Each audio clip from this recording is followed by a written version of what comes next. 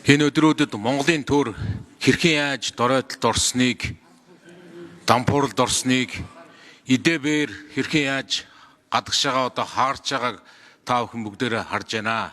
Юун тэр парламентт ёс, хууль дээдлэх ёс, үндсэн хуулийг дээдлэх зөрчсөн эсэх асуудлыг тоож байгаа ч юм талдаа алга ийм л нөхцөл байдалтай тэр хэлэгдэж байгаа хулгай зэлгээний тоо хэмжээ, гэмт хэргийн хүрээ хязгаар, зах хязгаараа алдчихсан.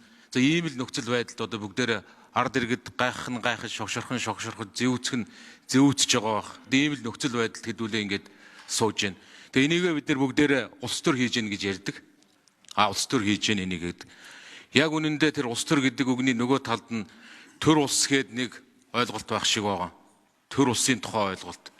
Та биднээс бас яг улс төрөөсөө гадна тэр төр улсын ойлголт, төр улсын өмнө хүлээсэн үүрэг хариуцлагыг яг одоо цагт бас энэ нийгэм, олон нийт, Монгол улсын эрх ашиг биднээс шаардж байна гэж бид бүхэн бас үзэж байгаа.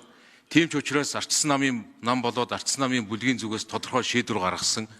Яг одоо төрийнхээ дээр гарчихсан зөвхөн институцийн дээр гарсан албан тушаалтнууд энэ институцийг нураах хэмжээнд хүрчихсэн байгаа энэ нөхцөл байдалд одоо дүгнэлт хийх ёстой, цэг тавих ёстой гэж ардчсан нам болоод ардчсан намын бүлгээс тодорхой шийдвэр гаргаж эдгээр хоёр төрлийн өндөр албан тушаалтныг хоёулангийн огцруулах санал өгөх нь зүйтэй гэдэг ийм нэгдмэл байр суурь гаргасан. Нэгдүгээр. Тэгээ энэ нь өөрөө зүгээр нэг албан тушаалтнуудыг огцруулахын төлөө хийж байгаа үйлдэл гэж бид бүхэн бас үзэхгүй байгаа.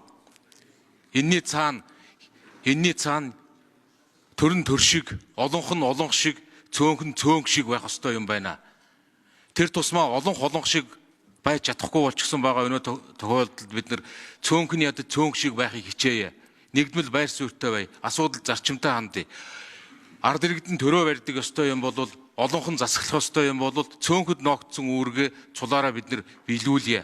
Ийм учраас цөөнх нэг талдаа зарчмын шаардлагыг тавих ёстой гэдэг үүднээс эдгээр өндөр албан тушаалтнуудыг одоо хоёулангийн огцруулах энэ зарчмын байр суурин дээр ардчсан нам хүрсэн. Тэгээд өнөөдрийн хоёр санал хураалтанд ардчсан намын бүлгийн гишүүд нэгдмэл байр суурьтай хоёулангийн огцруулах ёстой гэдэг байр суурин дээр бид нэр байр суурь конопо илэрхийлэх ёстой. Тэгээд энэ бүгд бас ер нь шудраг усны төлөө Монгол улсын үндсэн хуульд парламентын засаглалын төлөө хийж байгаа олонх нь олонх шиг байх, цөөнх нь цөөнх шиг байх ёстой энэ зарчмын байр суурийн төлөө хийж байгаа үйлдэл гэдгийг бас та бүхэндээ бас хэлье. Ингээд ардчсан нам тодорхой байр суурьтай энэ хуралд бүлгийн нэгдвэл байр суурийг дэмжиж илэрхийлж оролцох ёстой гэдгийг дахин давтан хэлье.